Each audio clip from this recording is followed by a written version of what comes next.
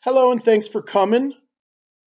This could be one of the most important hours of your real estate career, or it could be a boring class. I hope you'll let us know. I know that we've impacted the career paths of thousands of real estate agents across the country with this particular course, and it's called What are the Top Sources of Business in Residential Real Estate for Next Year? You know, We're going through high interest rates, tremendously high buyer demand, very low inventory throughout the fourth quarter of 2023. So we want to take a look at what we can do together during 2024 to move things forward. But Calvin Coolidge said it best: nothing in the world can take the place of your own persistence. All the things we teach you cannot. All the sales talent in the world cannot. There's nothing more common than unsuccessful realtors with talent, right? You could be the smartest guy on the planet. You could be the smartest realtor in your town, but unrewarded genius is almost a proverb. This education will not help you. The world is full of educated derelicts, but the world of real estate is filled with educated, genius, talented people who are broke because persistence and determination alone are omnipotent. And I will tell you that that image of Achilles pushing the rock up the hill is a theme that has come up for me and most of the real estate agents I've worked with in the last 40 years. So I want to take this concept that real estate is difficult and kind of digest that with you for a moment. Imagine you are personally driving down the highway during rush hour. It's a busy, busy day on the road. Maybe it's even raining a little bit or drizzling, and you get a flat tire. How difficult is that for you? If you give that a 10, it's kind of like me. I don't want to get out of the car, jack it up, change the tire. Usually I just dial the roadside assistance and wait. But what if you didn't have roadside assistance? What if you had to change that tire on the side of a busy road during the rain? How difficult is that? But then I want you to think that there's a NASCAR pit crew that can do that in 4.6 seconds. And there's a Formula One pit crew that can do that in 1.6 seconds. And I just wonder if best practices could teach you how changing a tire could be easy and simple and fast if that's what you wanted it to become. But maybe you're like me and changing a tire on the side of the road in the rain is a 10. What about shoveling snow? I know people who live in Pennsylvania and Minnesota and New Jersey and New York, and their cars are covered with snow in the morning. And some of the people have services where they come and they clear their car every day, and those guys don't think it's that difficult. They have all the right machinery, they're wearing the right clothing, they're wearing the right insulation, and they just go out there and they clear the car. But for me, that would be a 13 out of 10. The most difficult thing I can imagine. I grew up in Florida. The idea of shoveling snow is ridiculous to me. One of my dear, dear friends, a very top producing realtor in Southeast Florida, told me a story that her mother put her on a raft with 6 or 8 guys to go to Florida from Cuba, 90 miles in the water. And her mother put her on that little dinghy when she was 8 years old because at home she had no running water, she had no bathroom, she had no toilet, she had no food to speak of. She took a bath in a bucket with her hand, like a little pail. And her mom said, "You'd be better off dead than staying here. Your dad's already in Florida because he supposedly made it. We haven't heard from him. I don't know how big Florida is, but maybe you'll find them. And she put her daughter on a raft. How difficult would that be? A good friend of mine is a pediatric endocrinologist, deals with cancer and children all day, every day. How difficult would it be to talk to a parent about the diagnosis of their only child or the siblings of that young person? And what would that feel like to do that as a job? To me, that makes selling real estate seem pretty easy to me. One of my other family friends, their daughter was split open at 6 weeks old to have complete heart reconstructive surgery. The valves were not functioning in her heart and she was going to die.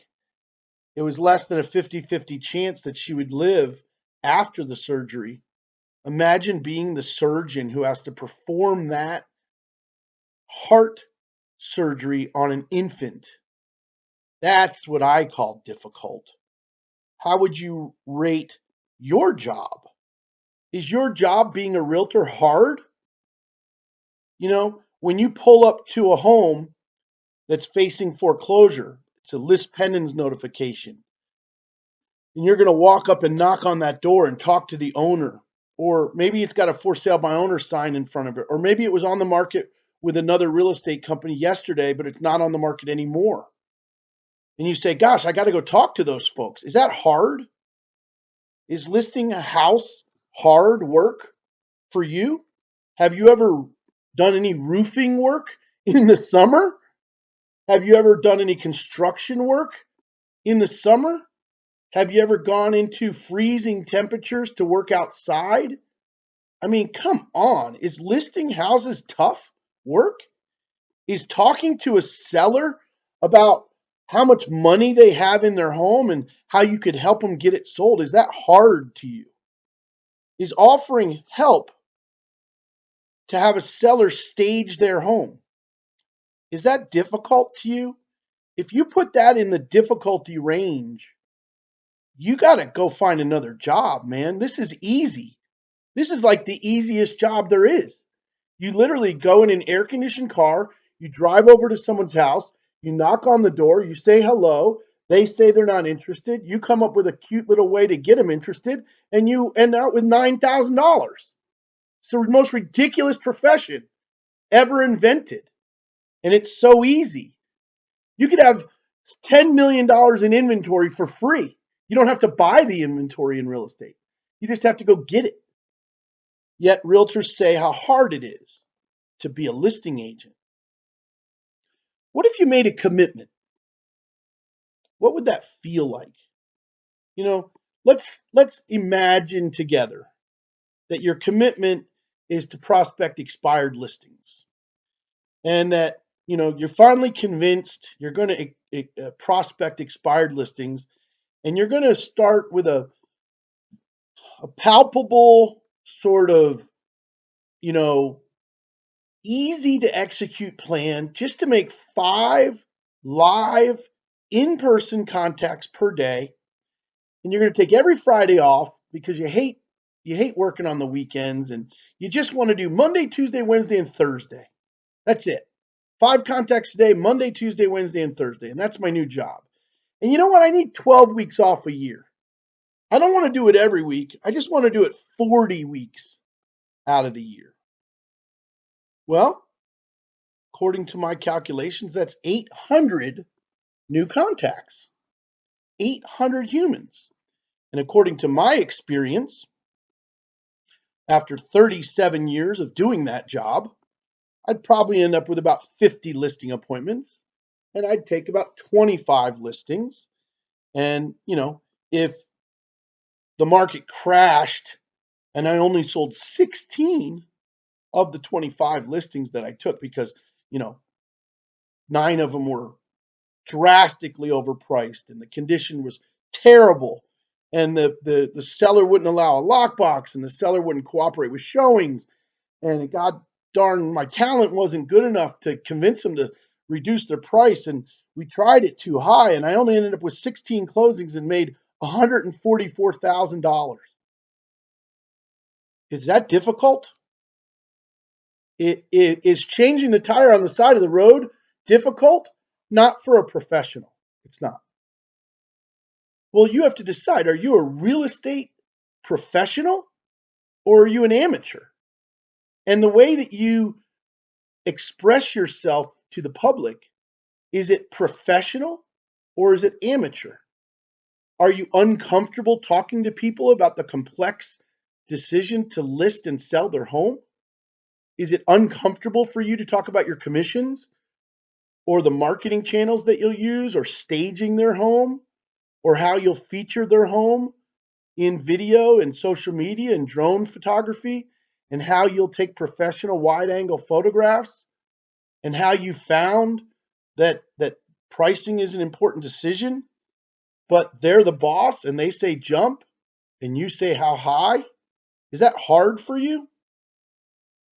But as the days go by, the situation isn't changing, but you're 2 weeks in. And like Achilles, you're pushing that boulder up a very, very steep hill. And in residential real estate, this this trajectory of of of intense labor with no results. You didn't get a listing the first week. You didn't get a listing the second week. You didn't get a listing the third week. Now you're in 10 weeks in, and the whole damn system is harder to believe, isn't it? Is it even worth it? Is it even worth it? This is hard. The opportunity to list 25 homes and sell 16 homes, or, list any number of homes. I'm going to project it's about 16 sales would come from that in a calendar year. But has the opportunity changed?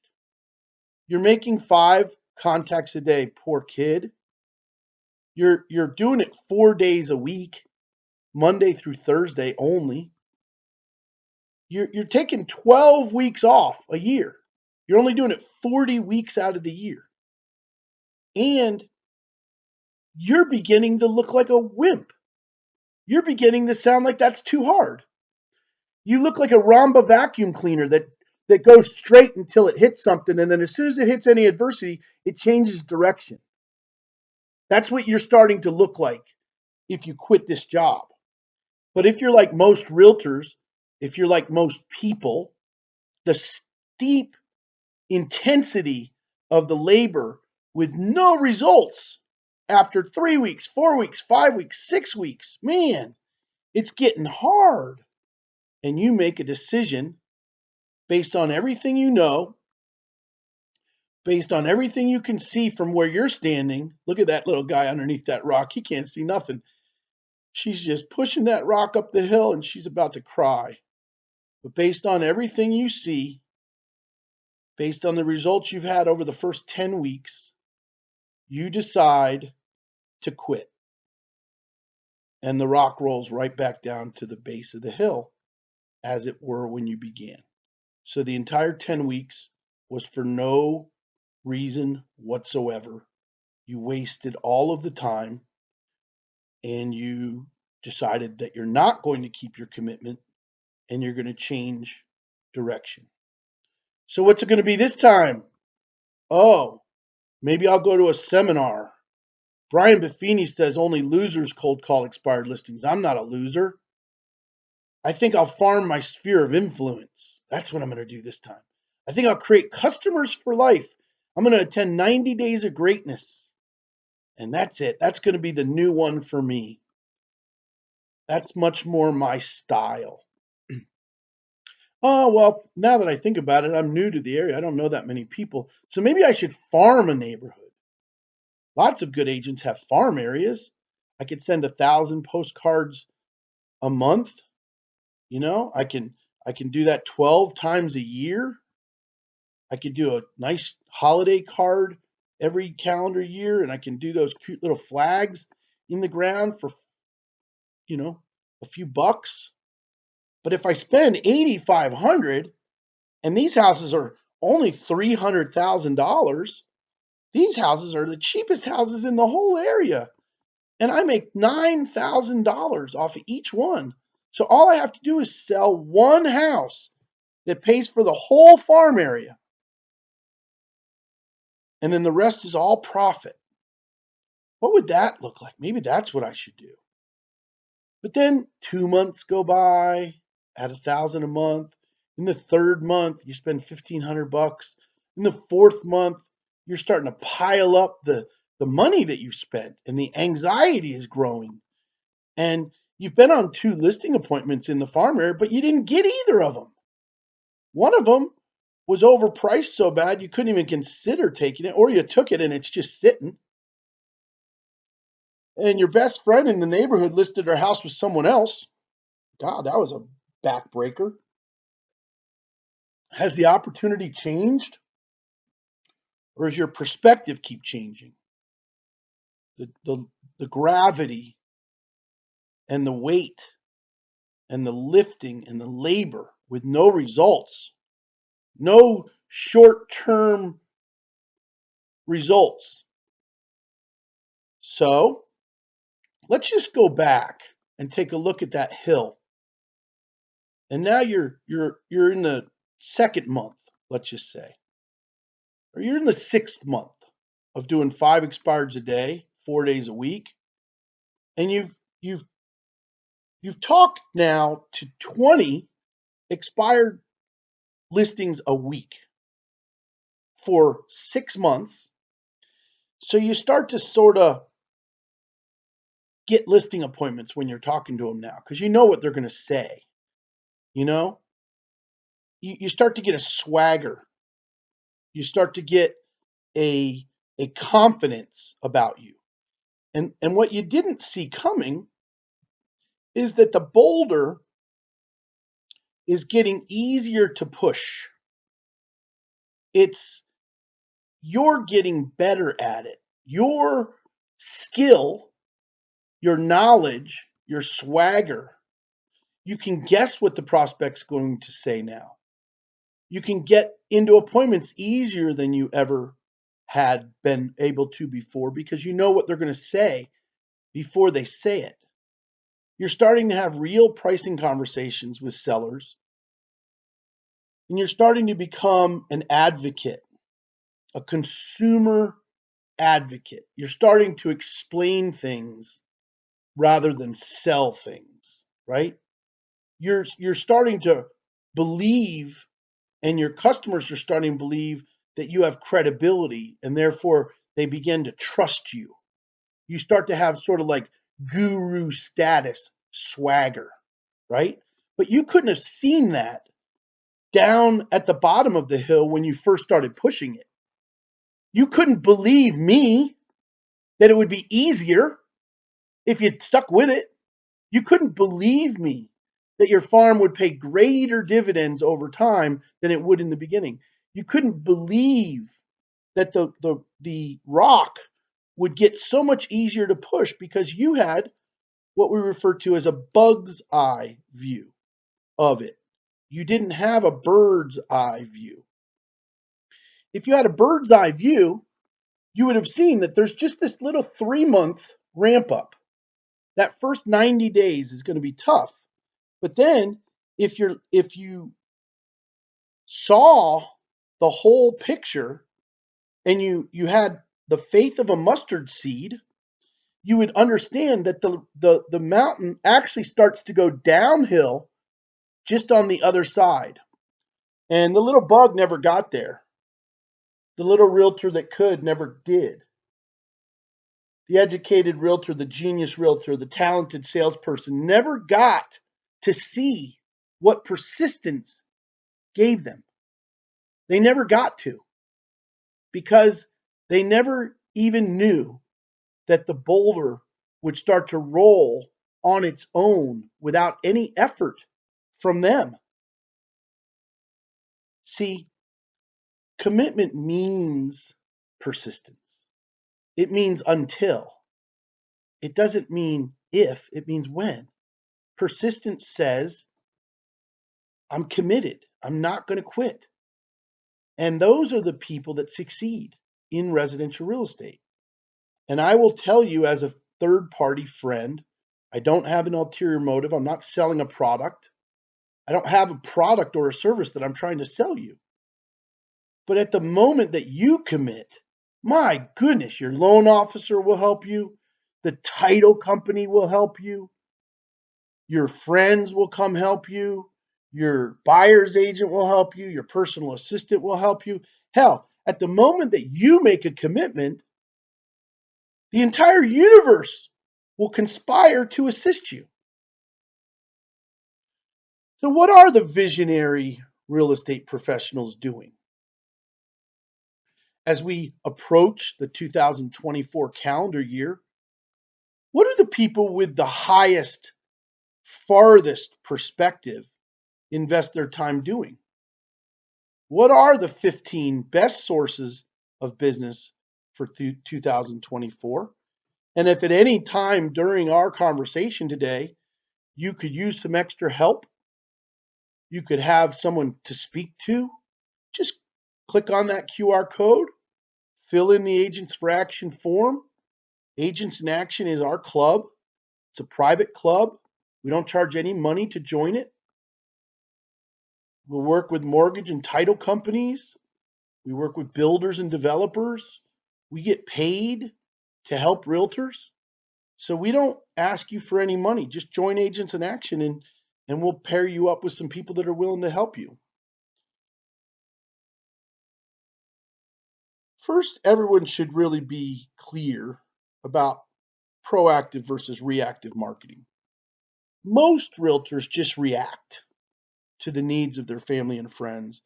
And just by reacting, National Association of Realtors says that you're going to do 3 to 4 transactions per year just from reacting to your friends and family. Like if you know somebody who's thinking about selling.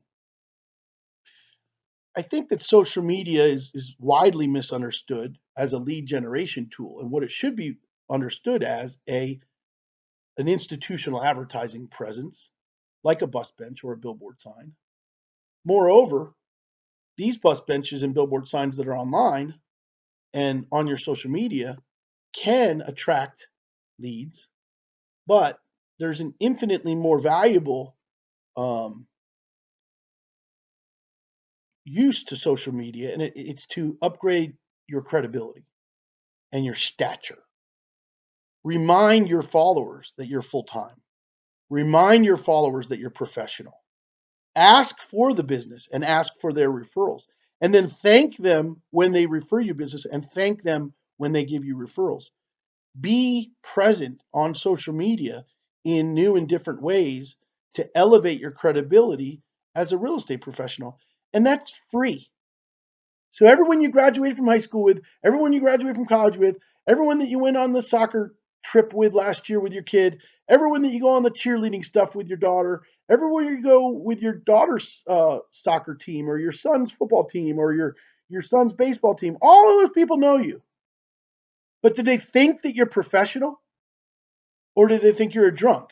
Do they think you're sweet and polite and honest or do they think you're an asshole?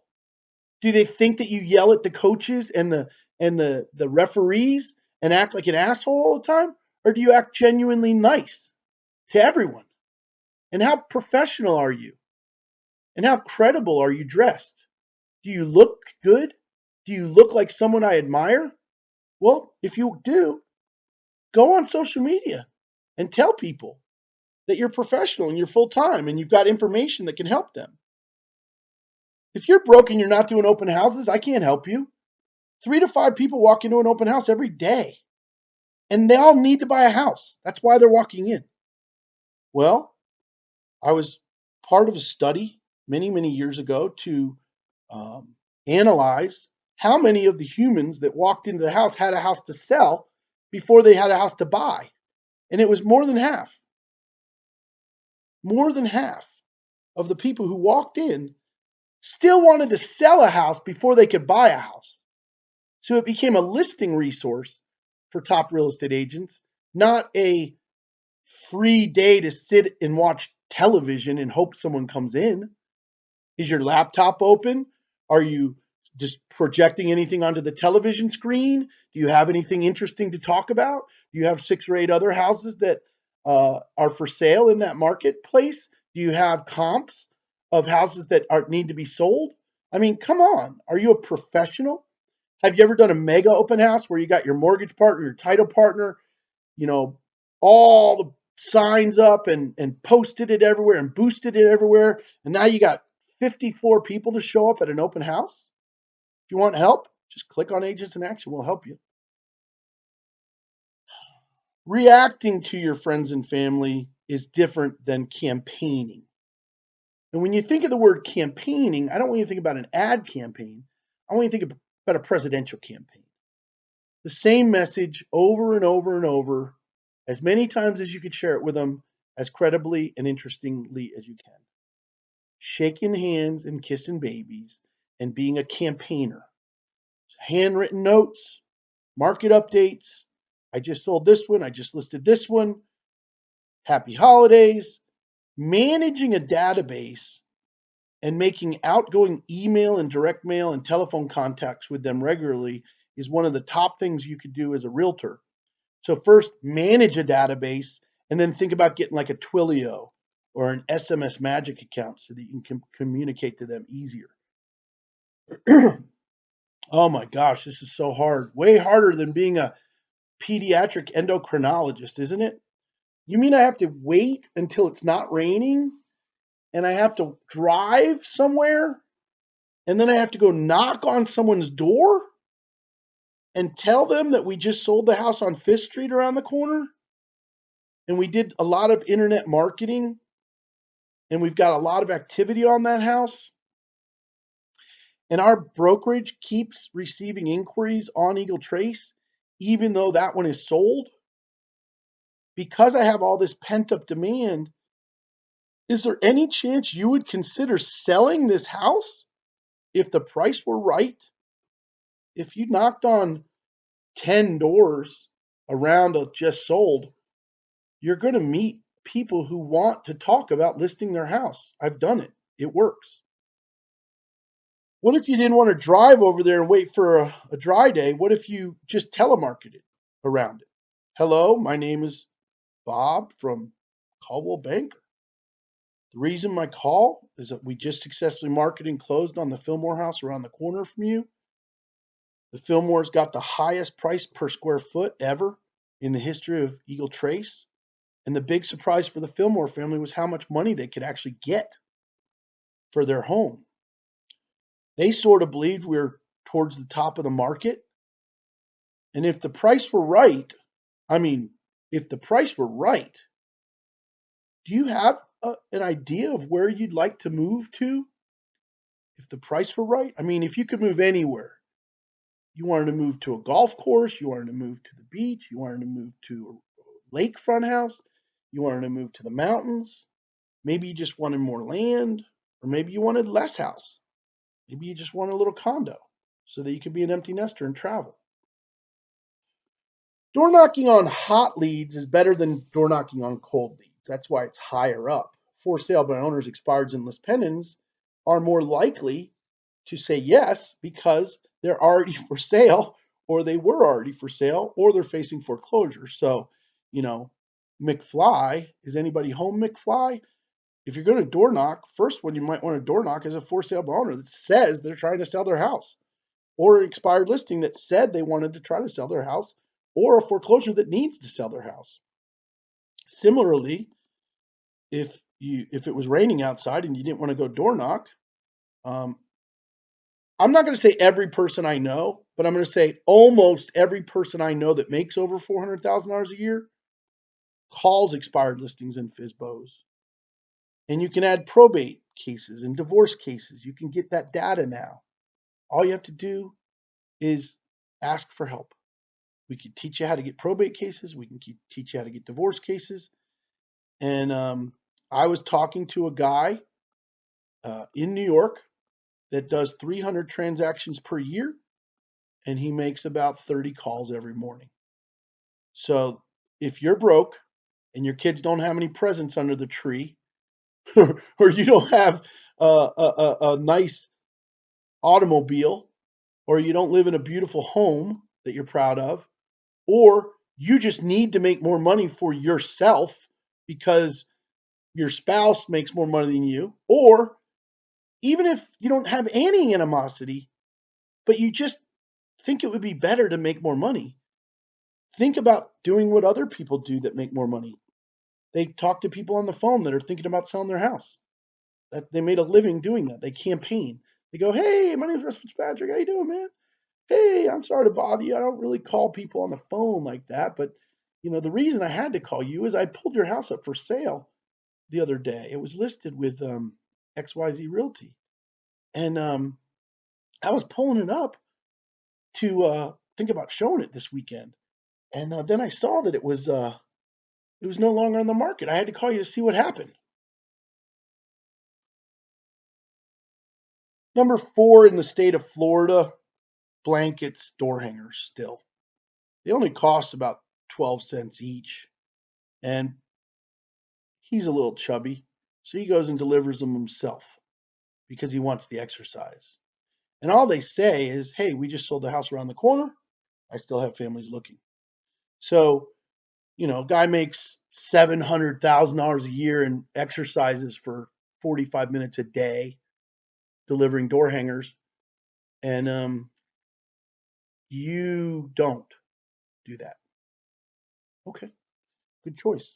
Number 6, having an affordable farm area, meaning affordable homes.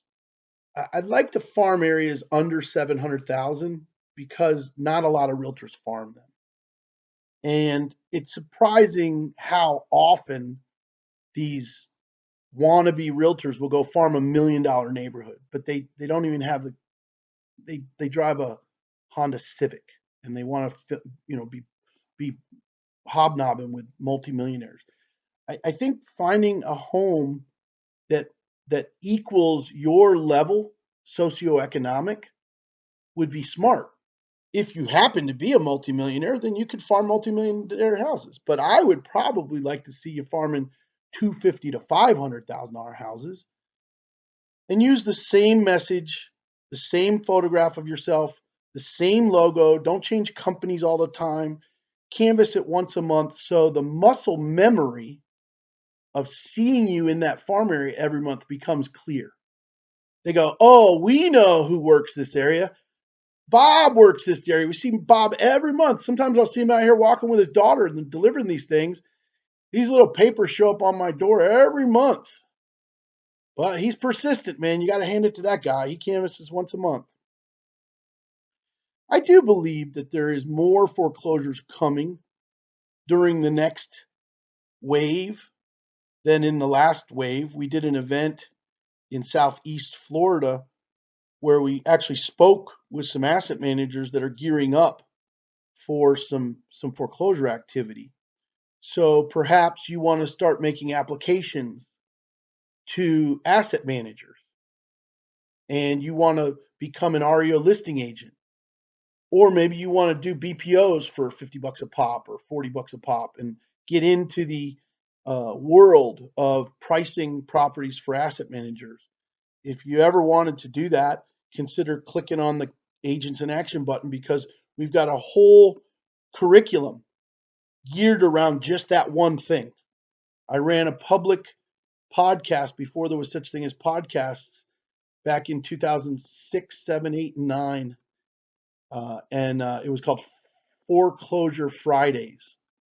And it was all about the crash and the pandemic and the short sale pandemic, I should say, not the COVID pandemic. And we made a living helping realtors get REO listings. So we can still do that for you.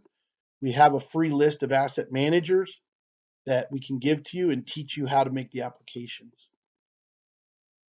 I touched on social media before, but I want to talk about this advent of squeeze page technology and watching what Mark Spain does on his social media, or watching what Lori Finkelstein Reader does on her social media, watching what Lori Ballin and some of the great monsters of social media real estate do is they use landing pages.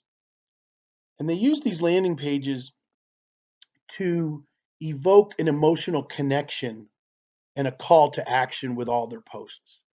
So it's not just, hey, never list your house without talking to a staging professional first. You're leaving lots of money on the table if you don't hire a staging professional before you list your house. I happen to be a staging professional and I am also a realtor.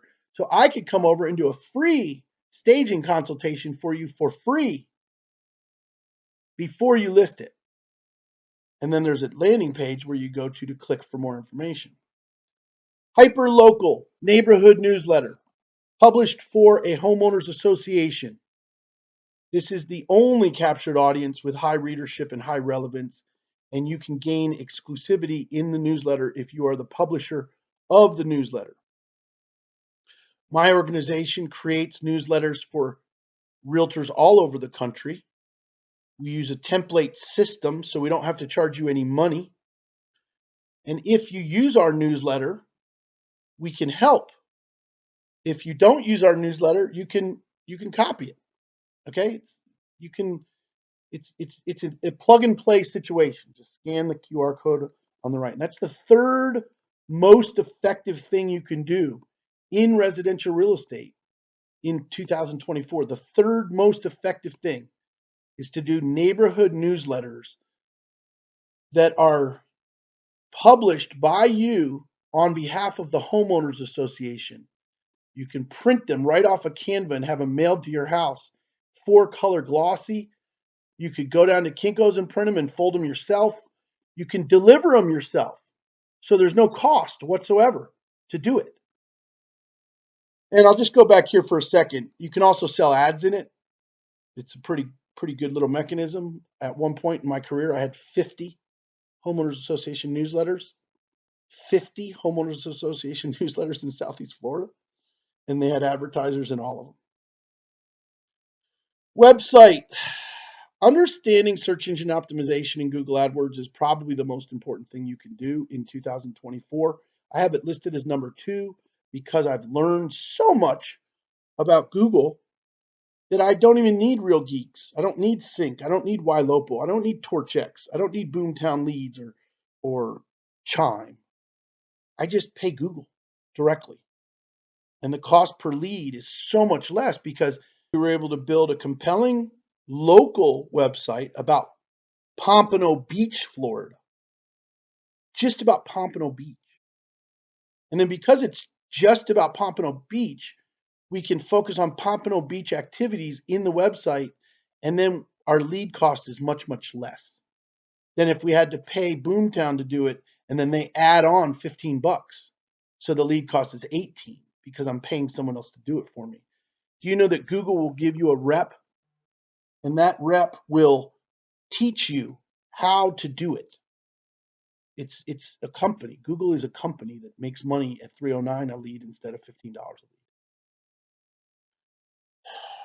And you could become a social media influencer. If I had a big ugly head and I didn't feel good about my confidence, I would still become a social media influencer. If I was really overweight and bald and ugly, I'd still be a social media influencer. You must admit that your clients will see you when you get there anyway. So them not seeing you isn't helping. They have to see you. They have to feel you. They have to understand who you are as a person. They want to hear your vocabulary, your enunciation. They want to hear what words you use and how you use them. They want to understand your empathy and what's important enough for you to put online. So when you become a social media influencer, you can use hyper-local scripts, as my example before about Pompano Beach. So rather than talking about real estate in general, you could talk about Pompano Beach real estate. And you can go and say, hey, I wanted to introduce you to my new friend at Cardinal Coffee on Needmore Road. I just walked into Cardinal Coffee and I was blown away, man. I like Starbucks, but I love Cardinal Coffee. By God, it's a locally owned residential homeowner here in Pompano. She's raising her kids here. She's got this beautiful storefront. She's paying $2,500 a month in rent, plus another $1,500 a month in coffee supplies, plus she pays out $4,000 a month in one employee and $2,000 a month in another employee. She's got $10,000 a month in overhead before she sells one cup of coffee. Please support my new friend at Cardinal Coffee because I love it. And if you live in Pompano Beach, you should support locally owned and operated businesses like mine and hers. Create camaraderie and pride. Educate and inform. I want to tell you why this is my mortgage partner. I want to tell you why this is my title partner. I want to tell you why I sell houses for this builder. I want to tell you why I come out to this new home development and look around and see their models. You need to be a social media influencer. I don't care if you're fat. I don't care if you're ugly. I don't care if you can't speak the language. I don't care what you're doing. If you want to be a realtor when you grow up, Main Street is now Facebook, Instagram, TikTok, Twitter. If you're not pronouncing your social media, your expertise on social media, you are irrelevant to your sphere of influence. This is not a class to teach you how to do this, okay? This is just telling you that this is what you need to do. You need to leverage the power of video on all social media and forget the fact that you don't believe in yourself. You have to let that go. You have to believe in yourself. You have to believe in your look. You have to believe in your own personal product. If you don't believe in your own personal product, and then you go over to their house for a listing appointment, they're going to see you anyway. So you're not going to be able to hide it. So you have to get right with yourself on social media.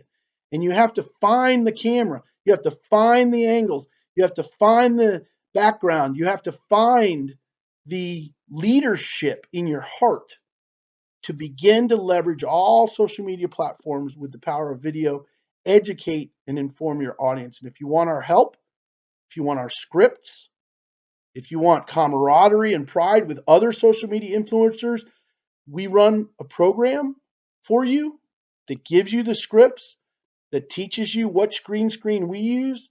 We have lighting. We bring a green screen to you. We do all that stuff. So just click on Agents in Action on the bottom right-hand side of your screen and consider joining us for Bulletproof Business Planning, which is taking the sources of business and creating a six-figure business plan around finding out what is the right business plan for you, because not all of those 15 sources are right for everyone. But we can give you guidance and we can give you best practices. And I would recommend putting some passion and conviction behind your business plan so that it's not just a piece of paper that's in the drawer, but more of a working document for the accountability on a monthly, weekly, daily, and quarterly basis. That you're measuring your activities against your plan. And it is a 12-month plan that we form with all of our real estate referral partners in December each year as we approach the new year.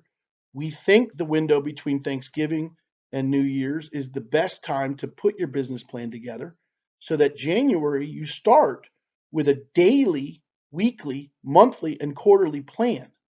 So it is my interest that you achieve more in residential real estate. My success is measured by your success as a realtor.